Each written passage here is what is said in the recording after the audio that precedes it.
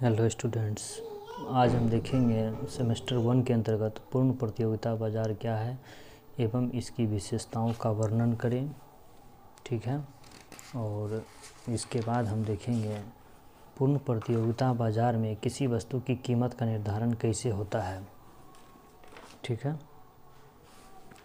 तो पहले देखें, पूर्ण प्रतियोगिता बाज़ार वह होता है जिसमें क्रेता और विक्रेताओं की संख्या बड़ी हो और जो किसी समय पर बाज़ार का पूर्ण ज्ञान रखते हुए किसी भी प्रकार के बनावटी बंधनों के बिना किसी समरूप वस्तु की खरीद और बेच में लगे हों।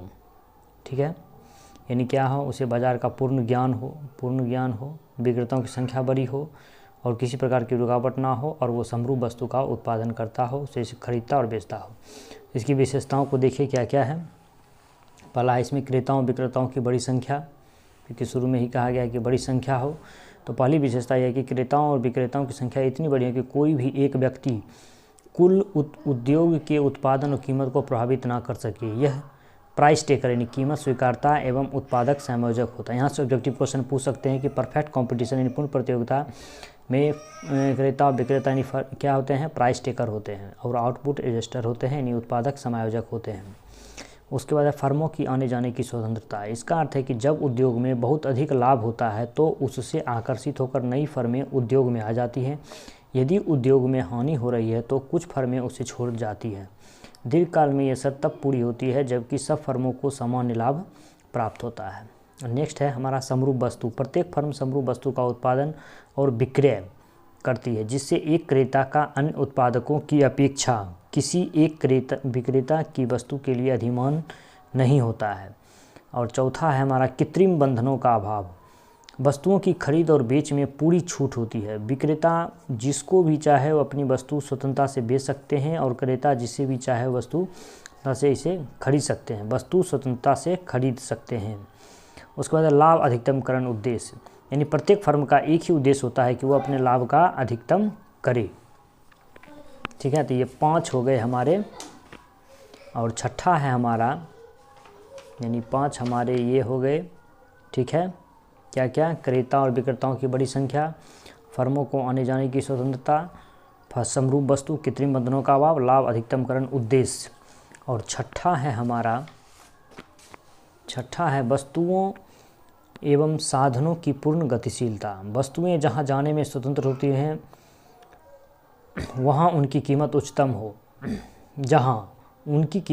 हो, साधन भी कम कीमत देने वाले उद्योग से ऊंची कीमत देने वाले उद्योग में जा सकते हैं। ठीक है। यानी दोनों में कीमत क्या हो, उच्चतम हो, चाहे वो वस्तु बाजार हो या साधन बाजार हो। वस्तुओं की स्थिति का पूर्ण ज्ञान। क्रेताओं और विक्रेताओं को उनकी कीमतों का पूर्ण ज्ञान होता है जिन पर वस्तुएं खरीदी या बेची जा रही है, और उन कीमतों का भी ज्ञान होता है जिन पर दूसरे खरीदने और बेचने को तैयार हैं। उसके बाद यातायात लागतों का अभाव। वस्तुओं का एक स्थान से दूसरे स्थान पर ले जाने में कोई लागत नहीं आती है। यानी ये सभी हो गए उसकी विशेषता। और ये चित्र है, इस चित्र को हम लोग बना लेंगे। वाई एक्स पे कीमत है और एक्स एक्स पे मात्रा है। यानी पूर्ण प्रतियोगिता के अंतर्गत फर्म के औसत आगम वक्र यानी AR, MR और D यानी सीमांत आगम वक्र और मांग वक्र बराबर होते हैं। इस पर मांग पूर्ण लोचदार होती है, यानी एक्स एक्स के समानांतर होती है। एक्स पर वस्तु की मात्रा और वाई एक्स पर वस्तु की कीमत दी हुई है। तो ये हो गया हमारा।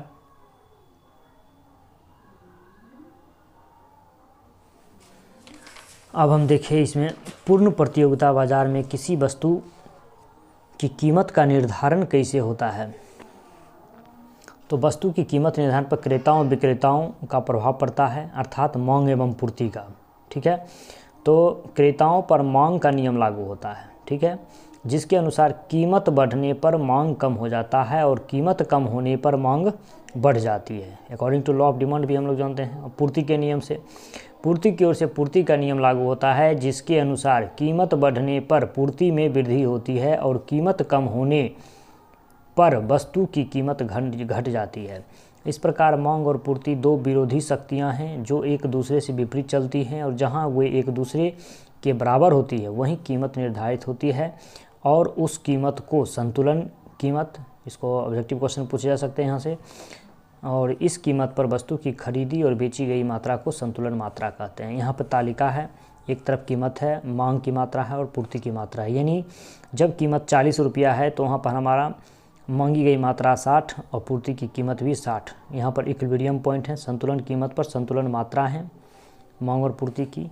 तो कीमत के बढ़ने से मांग कम होती जाती है, सही बात है, और पूर्ति बढ़ती जाती है। जब कीमत 40 रुपये प्रति किलोग्राम होती है तो मांग एवं पूर्ति दोनों 60 केजी होती हैं, सही बात है। ये क्या है, केजी में है दोनों, 60 केजी। और यही संतुलन मात्रा है जो 40 रुपये संतुलन कीमत को निर्धारित करता है। ये संतुलन कीमत और ये संतुलन मात्रा। यदि किसी समय 40 रुपया से अधिक या कम हो जाती है तो मांग एवं पूर्ति की शक्तियाँ इसे पुनः 40 रुपये पर ही लाएगी। जैसे यदि कीमत 40 रुपये से कम होकर 30 रुपये हो जाती है तो मांग बढ़कर 80 किलोग्राम तक, पूर्ति कम होकर 45 किलोग्राम हो जाता है। सेबों की थोड़ी मात्रा के लिए अधिक मांग होने से क्रेताओं में प्रतियोगिता के कारण कीमत बढ़कर 40 रुपये हो जाती है, सही बात है। और इसे मांग कम होकर 60 केजी तथा पूर्ति भी बढ़कर 60 किलोग्राम हो जाती है। इस प्रकार संतुलन कीमत पुनः स्थापित हो जाती है, ठीक है। एवं इसके विलोमसा संतुलन अब ये हो गया, यानी ये हो गया डी लेफ्ट टू राइट, बाएं से दाएं, नीचे की ओर निगेटिव। और ये हो गया सप्लाई हो गया जो ऊपर की ओर है SS1। तो देखें इसमें क्या है, तो संतुलन कीमत एवं उत्पादन को दर्शाया गया है, जहां DD1 मांग वक्र है, ये DD1, और SS1 पूर्ति वक्र है।